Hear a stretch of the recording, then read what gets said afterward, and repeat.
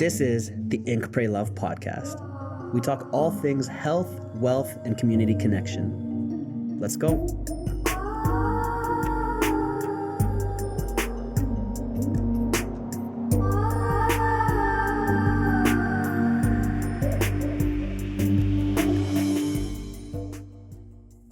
Welcome to this episode of the Ink, Pray, Love podcast. We are here in the LightHouse Studios in Bali, and I got a Kiwi homie here today.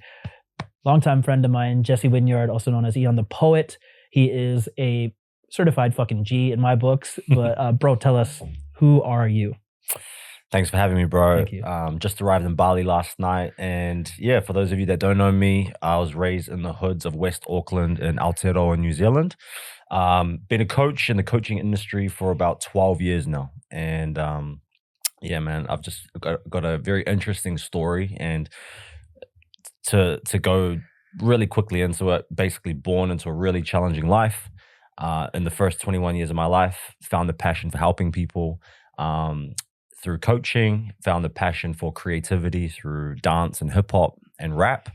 And now I just do all of those things at once. I rap, I coach, I speak, and I get to travel the world doing it at the same time. Fuck so, yeah. Yeah. Yeah, I mean, like first when we were friends years ago in New Zealand Spirit Festival, we were both there presenting, and I remember seeing you there, and I was like, fuck, this guy's a badass coach. One of my memories of you was leading like some event. Like I came a little bit late and it was fucking lit. Like you had the entire festival jumping up and down. Like it was some sort of like group crazy breathwork something. Like it was like a breathwork dance journey. Yeah. Fucking rights it was. Yeah. It was like everybody was like, and I was just like, holy shit. Like it was like nothing else at a festival. Everybody else's stuff was like this sound healing or like, you know, like this talk on plant medicine or something. And yours was like, like everybody was like just lit. And I was like, cool. I remember that was dope. Yeah. That comes from like, I think I have a bit of an interesting background. Like my teenage years were crazy, and I used to like love partying. You know, I used to love going to festivals and you know going into like the mosh pits and stuff like that. It was just like the energy of like having people collectively having fun together was something that like was like helpful for me when in my younger years. So I think I took that, you know, and I took the energy exchange that happens from that, and I like to bring that into like everything that I'm doing, because there's like an energy exchange that happens where when everyone's sharing energy and encouraging each other and inspiring each other, that like elevates everyone, you know. And I think we know enough about being in a rough circumstance with rough people that it's the opposite of elevating everyone. You know, we're talking about hood life and going through, like you have Heal the Hood is the next project, right? Yes, yeah. So a new album coming out very soon. It's called Heal the Hood. Dope. Yeah. Tell me about the ethos behind that and how you're doing so. Yeah, so Heal the Hood is an album that I've been working on for honestly only like 3 months. Like I got the idea for it towards the beginning of this year, 2024, and it just flowed. And within a month, I had 10 songs made, like created, and it was just like one of those divine inspirations that just flowed through. I didn't know you rap either. Also, all of a sudden you're like, you got an album. I didn't know you do a lot of shit. You just like, okay, he does like breath work and he's a coach, and then like you're like breakdancing, crumping, and I'm like, oh, what the fuck? Yes. And then it's like, oh shit, he has an album. I was like, what the fuck, bro? Like, consistently, there's this new cool shit coming out, and I was like, this is. There's a lot of stuff, and this is stuff that I've been doing for years. It's just like I've just been kind of keeping it behind the scenes. But Heal the Hood, it's a bit of a soul project for me, because where I was raised in West Auckland, New Zealand, there's like over the last few years, I think it's really since COVID hit, there's been this like elevation in crime, mental health problems, and hard drugs in the streets, and it's really bad, bro. Like back home where I'm from, you have kids that are like 11 and 12-year-olds, like the same age as my son. I've got an 11-year-old boy that are robbing, stealing cars, doing ram raids where they just drive into banks and breaking into banks, stealing all the jewelry. You got stabbings happening in intermediate schools, secondary schools, 13-year-olds getting stabbed, suicide rates are going through the roof, kids smoking crack. Like it's crazy. And it's getting progressively worse, like quite rapidly. To the point where now like you see these types of headlines in the news like every week. Whereas back when I was younger, it was pretty bad. Like we used to have fights and like, but you'd never have like 12, 13-year-olds carrying guns around. Not in New Zealand, but now it's like happening. Bro, it's the same in Vancouver. I like can imagine. Exactly the same. And when I was at New Zealand Spirit Festival, I remember making this analogy where it was like actually like the Maori people and Punjabi people, Sikhs, like my culture, were both warrior cultures and very militant in that way, but like warriors. And also though, we're super connected to our hearts. We're super connected to nature. We're connected to tribe. We're connected to service and helping each other. Like there's a lot of heart there. And I also equated that to like a pit bull. And pit bulls, if you train them right, they're the sweetest, most loving dogs there is. They're nanny dogs. And they'll take care of the kids. They're like great dogs to have. But if they're not, taken care of in the right direction and their heart's not in the right place, they'll eat your couch or eat your neighbor. Like they'll fuck some shit up. Exactly. And that's exactly what's happening because like exactly that. And I think the thing about a lot of warrior races that are have like those tribal roots is the tribe or the tribal origins began as a collective community consciousness, right? It's a tribe, it's a community. But then as I think this comes a lot down to a lot of ego and power and control and fear. I feel like you're talking about the dog analogy. When a dog is afraid and traumatized, it's been mistreated as a puppy. That's when it will lash out and it will hurt people or bite people. And it's the same with a lot of these kids and a lot of the people in our culture. And it's sad to see because like and what really sparked this project was actually a few years ago when a really good friend of mine actually got murdered. He was a Tongan man. His name was Falvake, and he's a very famous MMA fighter in New Zealand. Awesome dude, like real nice guy, humble dude. Has a daughter, had a partner. And he was part of 4 brothers that I grew up with. So they're like longtime friends of mine. Got murdered, bro. He got jumped in town from other Tongans. Same culture, same nationality for no reason. That's just the kind of stuff that happens in New Zealand. People just get knocked out for no reason. He was in a coma for like a week in the hospital, and we were just, me and all my friends, we had a big friend circle. We were just in the hospital every day, just praying that he was going to wake up. Never woke up. And that was quite traumatizing for everyone. It was like for the whole community because number one, it was like, I always say it was like brothers on brothers, because it's like you're killing your own people, and that's, I think, something that happens in a lot of parts in the world, with indigenous colored people is they turn on each other. So, and that's when like the tribes start fighting within each other, and that's kind of what's happening. So yeah, that's what inspired the events, and those events inspired the project rather. And the album itself is really just 10 songs of storytelling, just from like shit that I've been through, shit that I've seen. But my story is interesting, bro, because I'm very similar to yourself. Like I came from these parts of Auckland. But when my mum passed away to cancer when I was 23, that's when I went through like my spiritual reawakening, if you will, because I had to go into this like deep healing journey. Like mum was passed away. Dad left when I was like 7 or 8, he like abandoned me. So I had like so much trauma, bro. And I just had to face it all because there was no option. So that event propelled me into this like spiritual journey. And that's when I really started to focus more on healing. That's when I really pivoted my coaching career into more of like the purpose-driven coaching, opposed to just like, because when I was younger, I was just doing personal training, fitness coaching, bodybuilding, that kind of stuff. That's when I pivoted.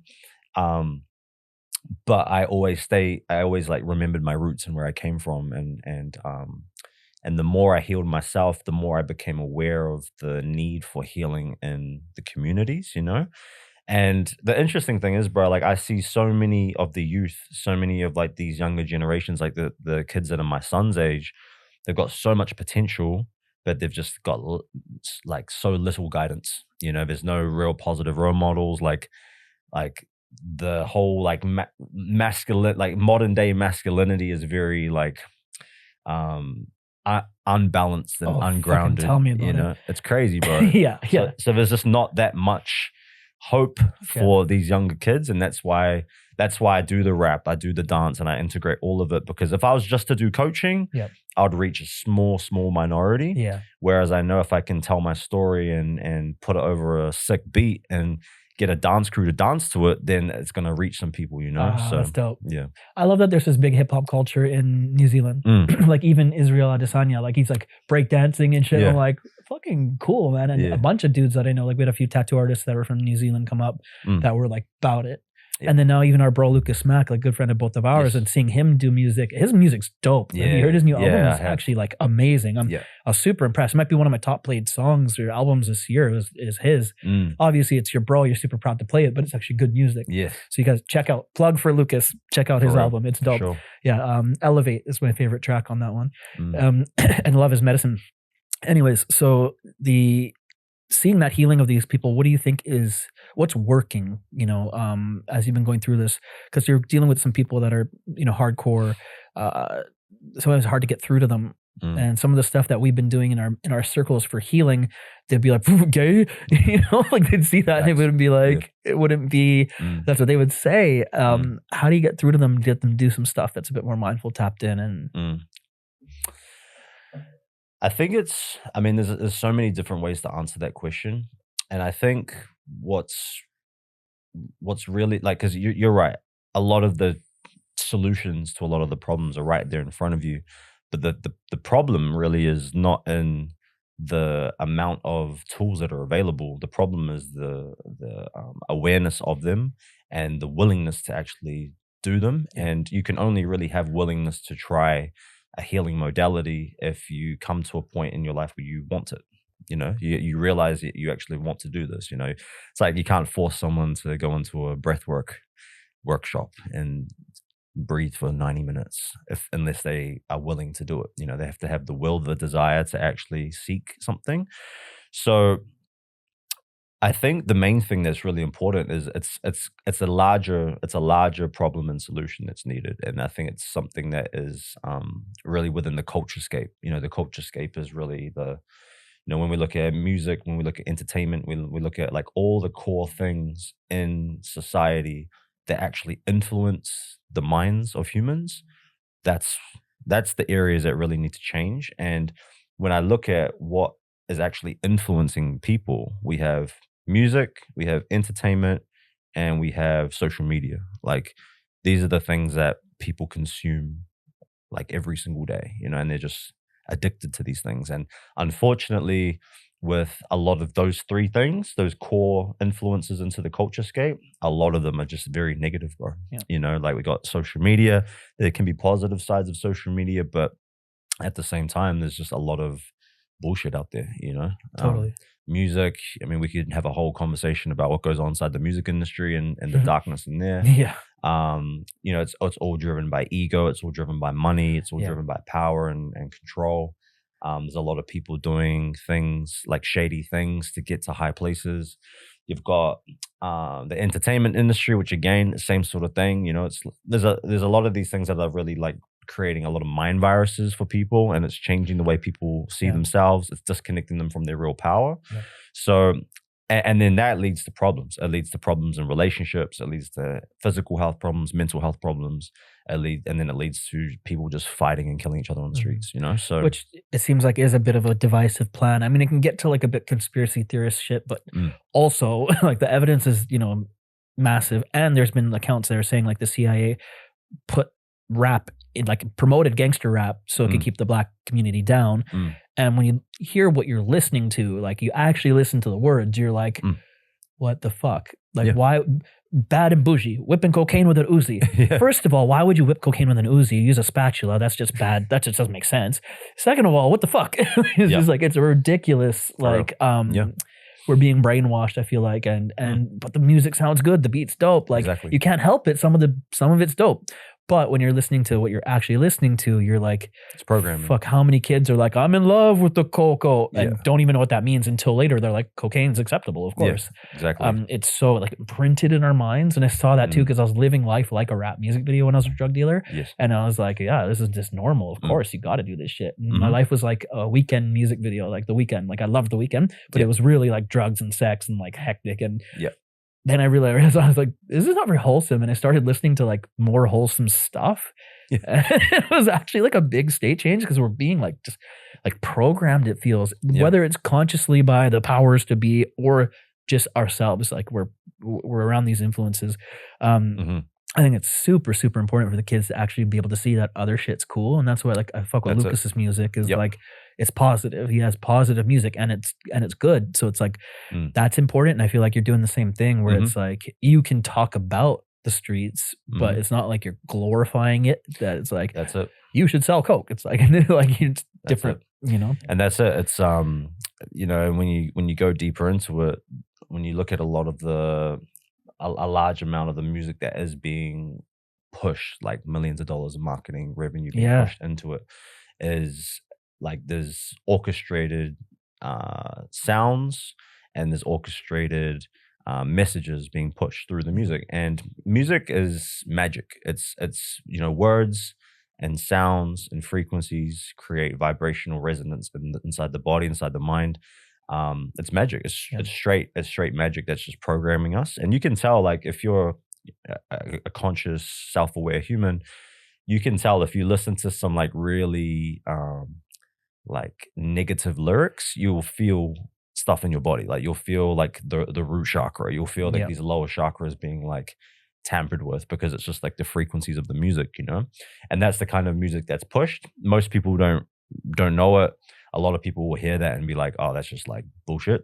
But that's just like the science behind music, you know? It's just like how it influences. And you're right. It's the things that perpetuate negative toxic cycles are the things that are glorified through marketing. Yeah. You know, and that's why a lot of the music, the gangster music, the murder music, the drug music, the home music, you know, it's like just glorifying all of these toxic traits to the point where, because it's so glorified and it's so put on a pedestal, we, the consumers, actually desire it. Yeah. And we actually aspire to be like that. So that's why you have young girls, you know, wanting to become strippers and prostitutes. Right. And that's Cardi B.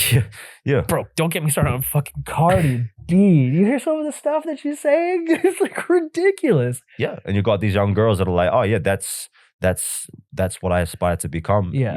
You got young lads that are like, yep, I want to be the guy shooting other people. I want to be the guy that's making money from doing illegal activities, you know? And then it becomes this aspirational thing. Yeah. So So my mission with like, and it's a big mission, and it's a tough mission because hip hop is an interesting industry where hip hop is like, if you look at all the music genres, hip hop is one of, I'm going to say, the leading genre of music that has some of the biggest influence on culture in the world. Yeah, like absolutely. Like it's just everyone will gravitate around whatever's happening in hip hop. Like you saw what happened with the Drake and Kendrick beef. Yeah, it was like the whole world was just like, it was the #1 song on Billboard on the planet, right? Yeah. Which fuck, Kendrick won that one. Come on, that was come on. How do you? I'm gonna have to say, come on. but you know what I mean. I love Drake. But he put out the #1 diss track ever, maybe. Like, wow, that was a good one. Yeah, it was crazy. Anyways, go. But it's interesting. Like, let's even talk about that for a second, because if you look at that beef, right, that beef that happened between Drake and Kendrick, I feel there was like a deeper thing that was going. It was a more symbolic event that was taking place on the world stage that had deeper subliminal meanings to it. Like what? And what I mean by that is, we're living in an era where there's a lot of veils lifting. You know, you can see that over the last few years, there's just a lot of lies that are becoming, that people are becoming aware of. False gurus coming out. False all gurus. Jay Shetty stuff, all that, like, it's coming up. False light. You're seeing like hidden agendas. You're seeing like what's going on behind the scenes. And I think if you look at it from a real like metaphysical perspective, I think it has something to do with like the planetary cycle that we're in. But essentially, when you're looking at that rap beef, it was a prime example of darkness coming to light. And you look at the beef between Kendrick and Drake. If you listen to the lyrics of what they were saying to each other, they were just going deep on the other person's shadows. They're attacking the shadow. It was like a battle between shadows. It was totally a battle. It's like you beat your wife while you possibly sleep with young girls. It was like oh shit. And whether it was true, whether the accusations were true or not, the accusations were real. They were real accusations, which means that those accusations created a cultural shift where now millions of people have become aware of the possibility of this thing happening. You look at something like what's happened with P. Diddy, right? Like, bro, like wow. That when that, did you see that video that came out? Which one? The one of him beating up his ex? Of course. Yeah. This shit, we grew up with Diddy. We grew up with these things. Like we both love hip hop, but like P. Diddy is a big part of our adolescence, childhood, right? Exactly. So to see this shit, like I try not to watch too much of the news and media, but you cannot not dive into this one. It's so interesting. Exactly. It's like a huge soap opera, and that video is nuts. Exactly. Him just beating up the Cassie in that hotel hallway, and then 50 Cent going in on him. How could you not watch that? I know. It's hard not to get invested into it. It's so hard. Again, darkness coming to light. And and the darkness is the shadow aspects of ourself. It's the unresolved traumas. It's the unintegrated aspects of the ego that they've probably never confronted. And what happens when those aspects of ourself aren't treated? It's the same as what we were talking about before and what happens on the streets, people killing each other. It's just an expression of these negative aspects of ourselves. And when it's really interesting, because when we go back to that beef and we look at what happened, the beef was very entertaining, right? And that's the thing about hip hop. It's the thing about music. It's entertaining to watch. Of course, it's entertaining. Like as soon as the songs drop, you want to go check it out and like listen to it. What did he say? Yeah, I was the same. I was obviously invested into it. Yeah. But the real fascinating thing, and this is something that not a lot of people talk about, and I haven't heard many people talk about this, but J. Cole was the one person in that beef that actually apologized. Yeah. So he was the first person to drop the album. And I thought that album that he dropped was amazing. 7 minutes or something? The 7-minute drill. I thought that whole album was amazing. And then a week later he apologizes, takes the diss track down, and then he gets completely ridiculed for it, right? Yeah. And this is the interesting thing about, like, again, current state of hip hop is like, okay, we glorify people pointing out each other's shadows. We glorify the words of basically saying I will kill you or I will get someone to kill you, and we'll bump that and we'll think it sounds cool. We'll be like, yeah, that's hard because that's tough. But then when someone apologizes, you're ridiculed, you're like, boo, you're booed out, and I get it. Trust me, I get where that side is coming from, because hip hop has always been a very competitive thing. It's like a friendly competition kind of thing. But when you go to the deeper meanings behind all the things, it shows where the collective consciousness is at. It's like, okay, we'll think, and especially when it comes to masculinity, right? We'll think that apologizing and seeking, because if you listen to his apology, he was saying that he got pressured. He felt like he got pressured into doing something that his intuition didn't want him to do, but he did it anyway.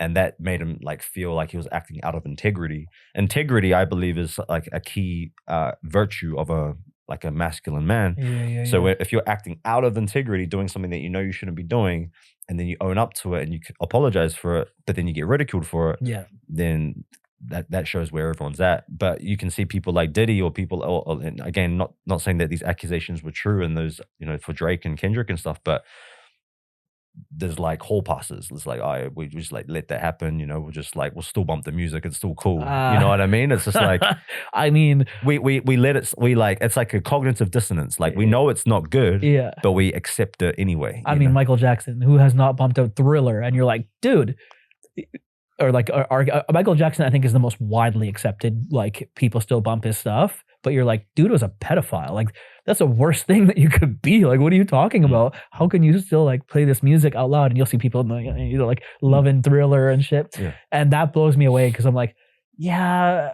There's a lot of comedians that talk about this too. That's super funny. Of like, yeah, but you still listen to the music, because the music doesn't, like, their actions doesn't cancel out how good the music is, which is like a weird and interesting topic. Like R. Kelly, like Jay-Z, R. Kelly, Fiesta was one of my favorite songs that they made. That was a good tune. You know that one? And then then you listen to like what he's done, and you're like, I mean, you don't want to be like driving, pulling up a traffic light, and you're playing like Bump and Grind, and people be like, maybe the time. But it's a really interesting, situation how that goes. And like, I remember, because one of the songs got trending again. It was like P. Diddy 112, one of those ones, like Only You, or one of those ones that they have a couple good tracks together. And it came up and the lyrics didn't age well. And I saw like an Instagram meme about it where it was like, his lyrics were like not. It's like, oh, that's a red card, bro. Yeah. And then I heard the song, but I was like, oh, the song's good again. I downloaded the song again. I listened to it on Spotify. I was like, that's a good tune though. I listened to it for a couple of days, and I'm like, it's interesting. But I love what you brought up about this shadow and light thing. Like, I totally see what you mean. And a lot of that's coming up. And I feel like we're more and more as a culture also valuing truth and honesty, and integrity. And when I heard the J. Cole thing, he wanted to protect his peace. You're like, that's deep. Like, okay. And that differentiates him with all these things you hear about Drake and what Drake's about. Good music, Drake, but you can also see like kind of where this whole thing's about. What's fueling what's fueling the drive, Yeah. And I think it's on that note, I think it's interesting to see all of this stuff play out, because where was I going with that? The dark and the light, and I guess the conscious collective. Yes, it's interesting to see where it goes, because it's really showing the side of us. And I'm not saying, I don't want to say like these people, because I'm included in the collective. Like, we're all included as a collective. We all share very, very similar traits and qualities. And I feel like humans have this, and this is like I think it's like a shadow aspect of ourselves. We have this desire or this hunger for violence. We have this hunger for war. We have this hunger for conflict. We love drama. We love to fight. I always talk about this with my family. It's really interesting because like I practice a lot of MMA. I've been training MMA for a long time, and we always watch the UFC. And it's like, it's so interesting because like I love the UFC. I've got a lot of my good friends are fighters, but it's really interesting when we go and watch it because we want to see the other people get completely destroyed. We want to see them people get knocked out. We want to see the worst things possible, because it gives us this boost of like excitement and adrenaline and dopamine. It's like there's like a part of us that craves it, and I think that is something that is also being like shown right now. It's one of those veils that's being lifted, because you see it. Like, obviously we're talking about rap beef, but you see some of the bigger conflicts that are happening in the world. It's still beef, but we look at the wars that are happening. It's a different kind of beef. Serious beef. And it's the same thing. It's the same driving force. Like, if you look at these countries that are at war, what's driving the war, right? It's money. Resources, and that's being driven by control, and that's being driven by power. People crave power, and they'll do anything for power. Yeah, we are war monkeys. Yeah. Seriously. And I think and then we go back to the tribal societies. Like, if we go down to the Maori people, we go down to even just like island to island here in Indonesia, like there's beef, even tribe to tribe. If you like, there's beef between the tribes. It's like, we are about that. It's in our blood. And that's where I feel like it's so important for us as men to channel that, because it's in your blood. To like, war is in my blood. I feel like often I'll have these weird daydreams where I'm holding a gun or a sword. Like, I just feel it in my hands. I'm like, okay, that's probably like passed down through like genes and lifetimes or whatever. And I'm like, I was definitely a warrior in some life. Yes. I feel it. And okay, we have to channel that shit. And it's just like sexual urges. Like, if you're like, you had a great gym session, your testosterone's boosting, you're feeling it. And it's like, cool. Also channel that, channel that, because it can come out in ways that aren't, super healthy, or just waste your time because you're just horny all the time. So it's like, you gotta be able to channel this shit. And the war and conflict thing I think is super important as well. And that's where I feel like martial arts, super important, spiritual practice, super important, purpose, super important. Yeah. And if we're spending too much time, you know, in these aimless pursuits, like that's where I feel like I've wasted a lot of my life. Not a lot. I got my shit together, you know, not that not for too long, but seeing these aimless pursuits because I didn't channel my anger, getting a lot of fights in high school at the end of high school and stuff like that because I wasn't sharpened in the right you know, direction, right? So I feel that that's probably a big part of like this, you know, heal the hood thing is channeling your creativity, your passion, your energy to do something positive. It's the anger. Yeah. I think anger is one of the, especially for men, I think for all human beings, but especially for men, anger is one of those emotions that can be used for, it's like a superpower. Because I had massive anger problems, bro. Like I had literally really bad mental health problems in my younger years where I would have like mental breakdowns. I would like have like rage attacks where I'd like break things and punch holes in walls, kick down doors, hurt people, fight people, you know. Never was aggressive or violent towards any woman. I couldn't. That was like a boundary of mine. That same. no matter how much rage I had, I would never hurt a woman. That was because I grew up seeing that in my household, and that was just like a boundary that I just created from a young age. But I had these like real bad anger problems, and the anger was, and I think this goes for a lot of men. The anger is oftentimes just towards ourselves because it's linked a lot of the times, not all the time. I'm mindful that everyone has their own experience, but a lot of the time, anger is triggered from a sense of injustice, like something like boundaries being crossed, or something that we don't like to see, or it's triggered towards ourselves from something that we've done wrong. Like if we've done something wrong, or if we've got a lot of like baggage that we're carrying of like mistakes that we've made, people that we've hurt, people that we've screwed over, like with times that we haven't been acting in integrity, we'll carry this like shame. It's like we know that we're not being the best man that we can be. And I think men naturally strive. I think it's like programmed into us to want to be leader, protector, warrior, provider. You know, we want to be able to provide that safe space for the people around us. I think it's something that we're just driven by, but we have this like shame and this guilt that we're unable to do that, or we're just not doing that. You know, it's like when you know that you could be eating healthy, but you're eating shit every day, you feel bad. Or if you know, whatever the case may be, you know. So I feel like a lot of that anger comes from that. And like you said, bro, like being able to channel that into something positive, business, creativity, you know, parenting, you know, being able to channel whatever that emotion is into something positive, like through alchemy, through transmutation. I think that's something that men need to learn. And that's why for me, like you said, martial arts has been a massive thing for me. Something that allows me to actually express aggression through you know, through training. That's why Krump is big for me, bro. The Krump dance, I've been doing it for a long time. It's like a very aggressive, battle driven dance. So it was actually created in LA in like the late 90s, early 2000s. And in LA, like the gangs are crazy. Like the gang life over there is crazy. And Krump was created because there was all these like gangbangers like killing each other and, you know, just living that street hood life, that thug life. But then you had these groups of people that didn't want to do that. And then they took all that same aggression, all that same like kind of mentality, that they put it into dance. And it's very similar to like, you know, in the Māori culture, we have the haka, right? And the haka, you know, you see it on the, you know, all over the over the Rugby and all that. rugby Yeah, it's and really stuff cool. like that. It's very similar energy. Yeah, it is. It's tapping into that primal rage energy that exists within all of us, like deep in the root chakra.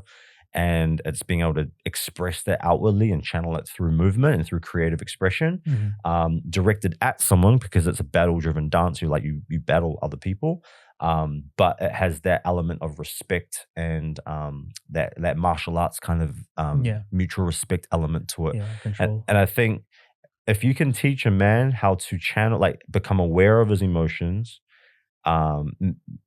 develop emotional intelligence to the point where he doesn't let the emotions drive everything that he does, and you can teach him how to tap into that rage and express it and channel it and transmute it into something positive. What we call it in Crump is being able to contain and control the chaos. Because Crump can be like wild, like you're going crazy, throwing arm swings, doing all this crazy stuff. But if you can control it, you can master it, then you can be you can be able to express little pieces of it when you want to. Yeah. You know what I mean? And I think that skill set is something that no one gets taught, unless obviously your parents figured this out, which I don't think many of these parents don't know this shit, bro. God bless them. That'd be great. That's something that I think is super important, and that's why for me, dance, crump, rap's another example. Like being able to express yourself through words and through like your message and sharing your story, and being able to use like poetry and rap to be able to talk about what you've gone through, but also teach the higher lessons from it. It's like a healing process, being able to do that.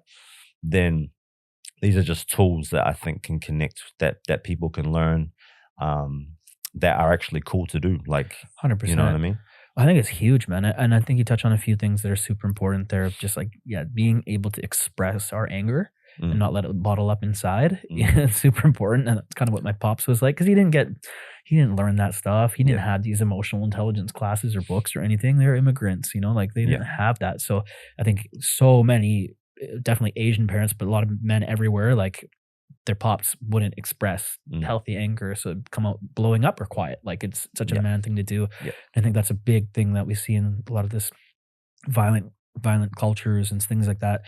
But in men and women is like expressing their emotions, just emotional intelligence, even entrepreneurialism. It's the number one thing I find all the time with my coaching clients, and letting them know like the number one thing you can do to be successful is going to be handle your emotions. Because entrepreneurialism is fucking emotional. Like it's your ego, it's your time, it's your energy. You get disrespected, blah blah blah. Like you feel disrespected if people are like stealing from you, they're late, whatever it is. Like it's pretty quick that you could get really angry. And I had to really learn how to like keep a cool head. Keep a cool head. Shit can get super angry. Keep a cool head. Keep a cool head. And I had to really deal with that, where I was like, be strategic and don't flip out. And it was really important, really, really important. So I think doing that work and having an place to express was super important. I was dealing with a really annoying and very frustrating like business issue. I separated from a shop that I opened in Vancouver, and it was really like there was parts that got very heated, and I was feeling like, oh, shit's gonna go down. Like and I had to make sure to calm my nervous system. I had to train. Like I was kickboxing or boxing 3 days a week just to channel that out, because I was like, and I needed it, because I was like, it's unhealthy to keep this all pent up. Like I needed it. It was either going to be that, or I was smoke like 10 joints or something. Like I really was like, it's going to be one or the other. I might as well at least train first. But it was that channel, and actually moving our aggression in an intelligent way. And then, that's where that anger behind that can be sadness. And once you feel that, it can be wisdom. Yes. I really feel that is what's happened with all these things I've been through that were super emotional. As soon as I was able to like take accountability, be responsible, fully feel it, and then be responsible for what you did and however it is, okay, and then see the wisdom behind that and course correct. And that's just been the way that, okay, then blessings come. Yes. Seeing that happen, right? Tell me about, you got a retreat coming up here. Like what else you got going on? What's this retreat like? I mean, we're going from rap to now what's the work that you do? What's that like? Yeah, so it's really interesting because for the last few years, I've been a coach for 12 years, and I've gone through many stages in my coaching journey. I started as a personal trainer, got into breath work and meditation coaching at a very young age. When I was, how old was it? I was 20 when I got my certifications in meditation, pranayama, breathing, Ashtanga yoga, all the way back then. And then, slowly, and as I was growing through my own personal journey, my own healing journey, my coaching career kind of molded and shaped. And, I'm someone that's very, what's the best way to put this without sounding woo? Go, woo woo. You got your head tattooed. You can do whatever you want. Okay, so for me in business, especially over these last like 6 or 7 years, I've been very spirit led, and what I mean by that is, um, I lost my father at a young age and my mother when I was 23, which means I didn't have the masculine or feminine mentors and role models. I had mentors that I like coaches and mentors that I invested money to working with, which was good for like specific things, which I'm really grateful for. But I didn't have like those deep masculine, feminine leaders in my life that could like lead me and hold me and guide me and help me navigate life. So I had to develop a very deep connection with God. I had to really connect with God. I had to really learn how to pray and listen and seek guidance and not from like, I was raised in religion, but I left religion in my early 20s, but I kept that connection with God and whatever word people use to describe that the creator being, whatever that is. I know it's different for a lot of people, but for me, I had to really really stay connected with that. And because I needed some type of guidance in life. I needed to be able to have counsel with something that could show me what to do. And what I found through my journey is that I wanted to really, I got into coaching because I wanted to help people. Yeah. And the reason why I got into coaching to help people is because I needed help at one stage in my life. I think that's why we all do it. We learn how to help ourselves. We want to help others. Yeah. But then as I went through my journey and as I was really, staying connected with spirit, staying connected with God, like, asking like, what's the next thing that you want me to do? The mission kept getting bigger. Yeah. So it wasn't just like training people in the gym. Now it's like helping people heal. And then it's not just helping people heal, but now it's helping people find their life purpose. And now it's not just about helping people find their life purpose. It's about helping people embody their highest self in the physical form so that they can be the most impactful leader that they can be, so that they can go out and impact millions. So now in our company, Light Warrior, we work with predominantly people in leadership positions, whether it's like people, coaches and entrepreneurs in like the online space, but we're working with artists, we're working with business owners, CEOs, we're working with, spiritual people and like healers and facilitators in the spiritual space, but people that have the genuine desire, not the false desire, but the genuine desire to actually make a positive change and impact in the world. We work with those types of people. And it was interesting working with these types of like leaders because at first I thought it was like, okay, I need to help them with their business. I need to help them with their branding and like create content and all these kinds of things, which are all like important things that we do teach. We teach business, we teach marketing, we teach content creation, we teach, how to scale a business. I think that's very important. It is. But what I've found over the last, 5 years working in this kind of industry is that the strategies to grow a business won't work if you're not in alignment with like who you're supposed to be and you're not showing up as the person that you need to be. Like I could give someone $1 million blueprint, but they're not going to do it unless they have confidence in themselves, unless they are able to speak their truth and actually communicate their mission to the world so that they can build the communities and attract the clients and influence people.